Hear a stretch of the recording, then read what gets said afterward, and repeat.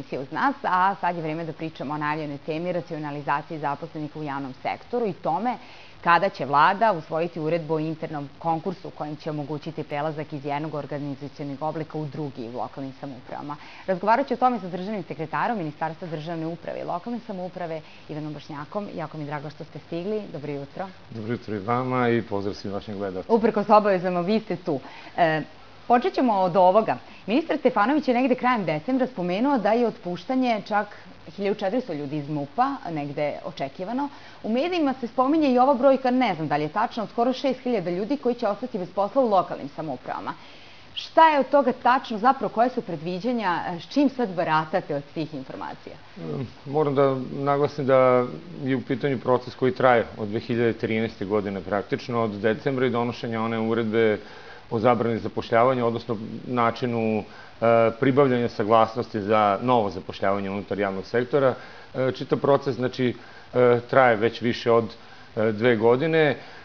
Mi smo upravo gledali brojeve koje su lokalne samouprave same dostavljali u registar zaposlenih i na osnovu toga odredili im praktično koji zadatak trebaju da ispune, odnosno sa kojim brojem trebaju da posluju u ovoj godini, odnosno krajem 2015. godine.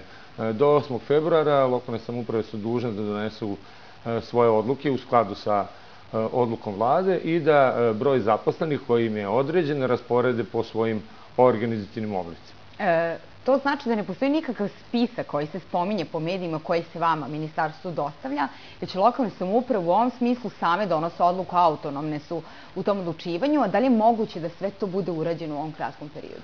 Pa mi se nadamo da hoće, zato što je čitav proces upravo i rađen u stalnoj komunikaciji i sa jedinicama lokalne samouprave, ali i sa njihovim predstavnicima, pa i sa nadležnim ministarstvima koja su se takođe uključile u čitav ovaj posao.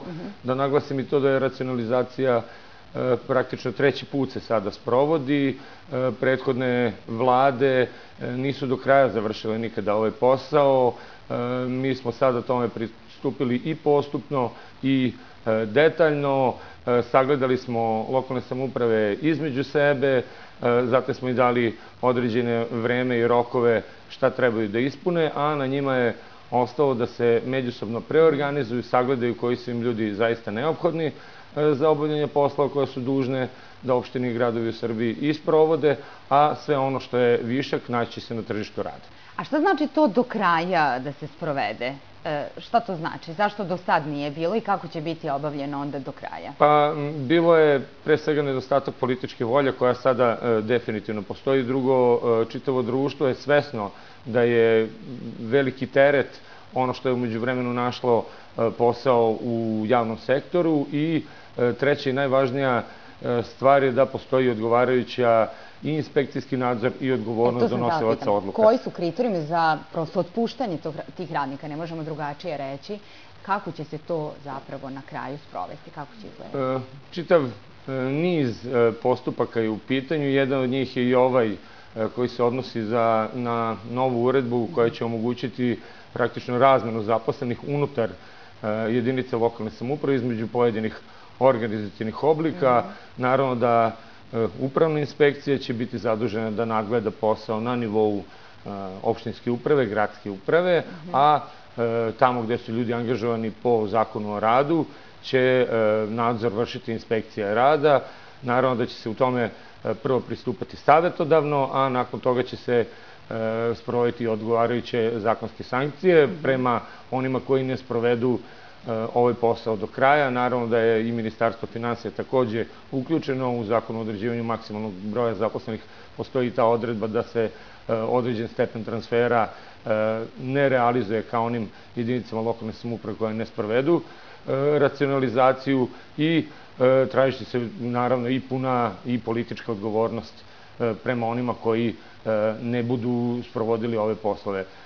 Mi smo se u ministarstvu opredelili da sa manje možemo više. Videli ste i sami i iz vaših priloga da se sve više pristupa elektronskoj upravi, uključivanju savremenih tehnologija, komunikacionih tehnologija, da se i prema građanima i prema privredi omogući da na što brži i efikasniji način obavljaju svoje poslove, da prestane ono stalno obilaženje različitih šaltera. Dobro, da niko ne voli čekanje u redu, ali šta ćemo sa tim ljudima, s tim bih izvršila razgovor, kako će biti zbrinuti oni koji ostaju bez posla, mi i dalje samo spekulišemo, mi ne znamo koji to broj. Imali ste prilike i prethodnih dana da vidite i u štampanim medijima da postoje određeni projekti, programi, ljudi koji dobiju novac za otpremnine, savjetuju se ili da idu na tržište rada ili da sami pokrenu sopstvene poslove. Čak je više predloga dato da svojim novcem se međusobno udružuju, da otvaraju različite poslove, da neke funkcije koje su se do sada obavljali unutar javnog sektora budu poverene privatnim izvršiocima, praktično da ljudi nastave da rade onaj posao koji su radili...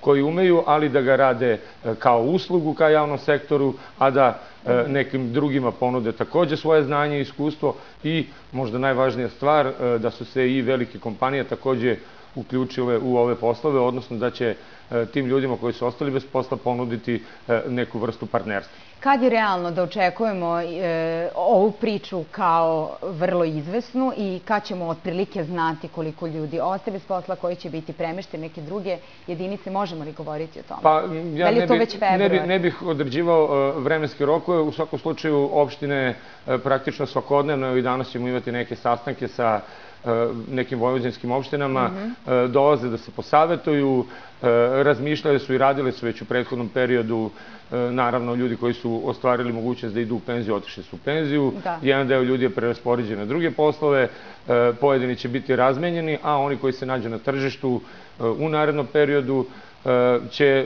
potrudit ćemo se svi zajedno, čitava država radi na tome da se što više investitora podrže i da ljudi zaista imaju posao. Možda je najvažnija stvar da kažem i za kraj da je u pitanju proces koji traje, evo, kao što sam rekao, 2 godine unazad, ali i u naredne 3 godine će se vršiti i racionalizacija i optimizacija u javnom sektoru. Pratit ćemo. Vama hvala mnogo na izdvojenom vremenu i dolasku u jutarnji program.